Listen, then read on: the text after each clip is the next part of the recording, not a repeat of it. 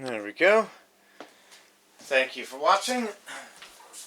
Another episode of differences between the stories in the Quran and the Bible.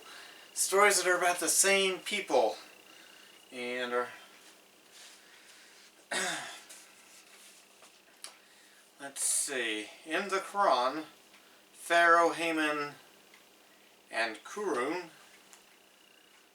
kill Israelite male children in reaction to Moses' preaching.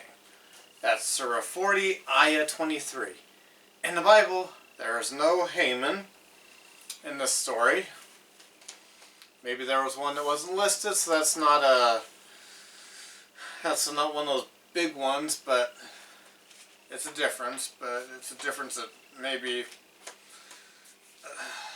it's not a big one. In the Bible, there's no. The killing of babies predates Moses because the Egyptians were worried about being overpowered or overpopulated.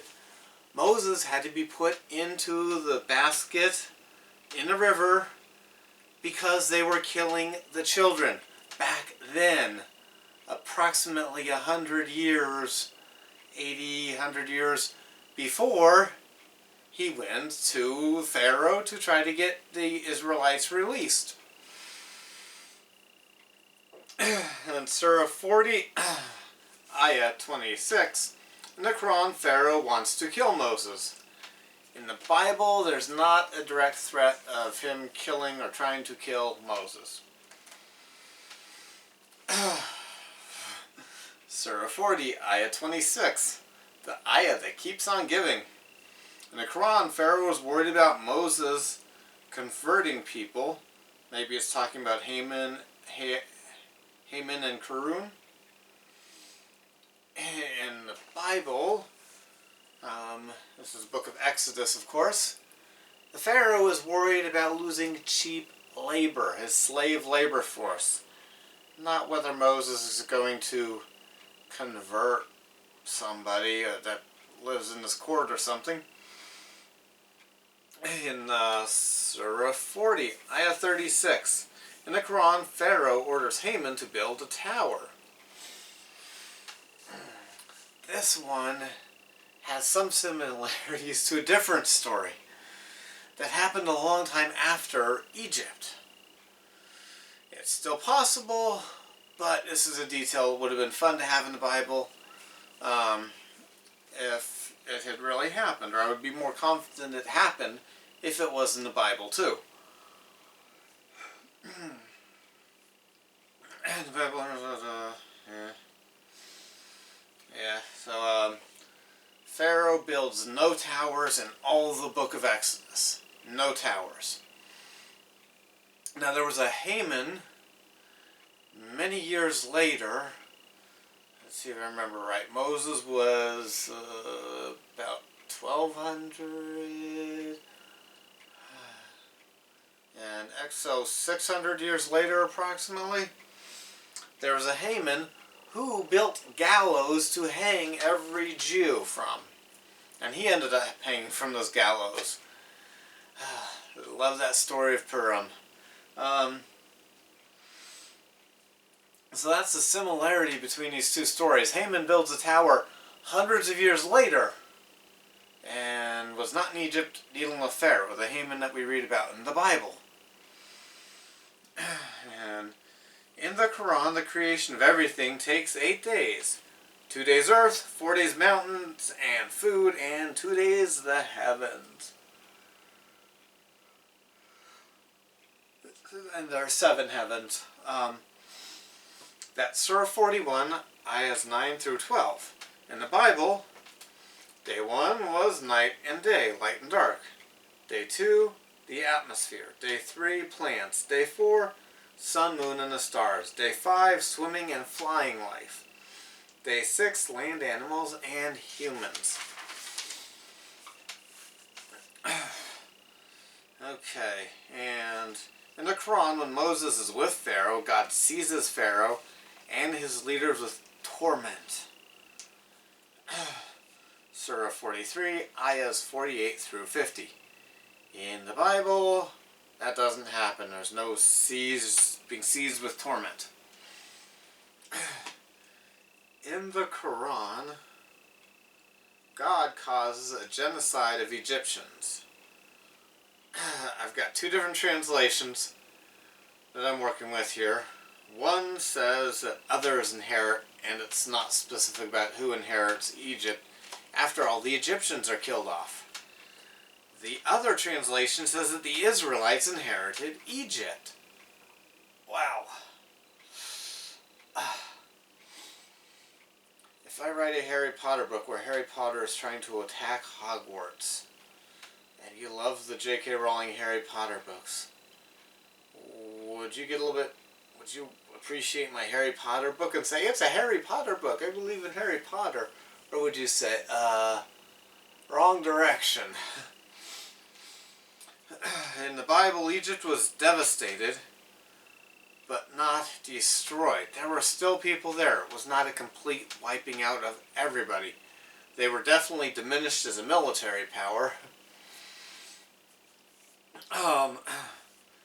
And Israel did not inherit Egypt. Maybe in the last episode I noticed there was a chapter in the Quran that said that Pharaoh was trying to push Israel out of Egypt, push the Israelites out of Egypt, and they were trying to stay. And that's the opposite of what the Bible says. In the Bible, Israel is trying to get out of Egypt, and Pharaoh wants Israel to stay in Egypt.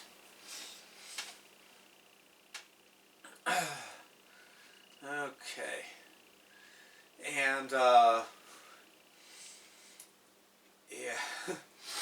In this much space, I found 5 differences in this story that we're here to now. Surah 51, Ayah 24 through 37.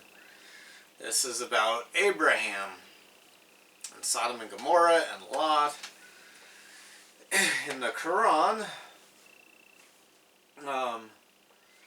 Abraham sees these messengers and tries to feed them, but they won't eat.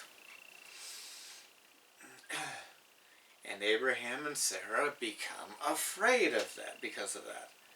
And then Sarah strikes herself. And the messengers don't know what's going to happen. Well, and the messengers, they already have decided. Yeah.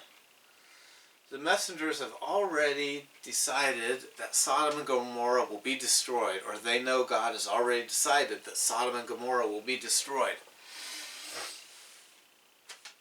So, what are the important points of this story? The messengers don't eat. Abraham and Sarah are afraid. They already know the cities are going to be destroyed. Sarah slaps herself or strikes herself. And Lot is a Muslim. Lot is a Muslim 2,000 years approximately before Islam starts. Now, in the Bible, the messengers do eat the food. There's no fear on Sarah and Abraham because of messengers not eating and acting goofy. Sarah does not hit herself. There are no Muslims yet on the earth because Muhammad hasn't started up Islam. Abraham's not afraid, Sarah's not afraid. And they are going to Sodom and Gomorrah to investigate the matter. They are not going to Sodom and Gomorrah to destroy the thing yet. They're going to investigate. Alright. In the Quran, Pharaoh accuses Moses of sorcery. That's 51:38. In the book of Exodus, we never see Moses accused of sorcery by Pharaoh. In the Quran, all the prophets were accused of sorcery. Surah 51, Ayah 52. In the Bible, not all the prophets are accused of sorcery. I think Jesus Christ is the only one. He was more than a prophet, but he was also a prophet at the same time. He's the only one that was accused of sorcery.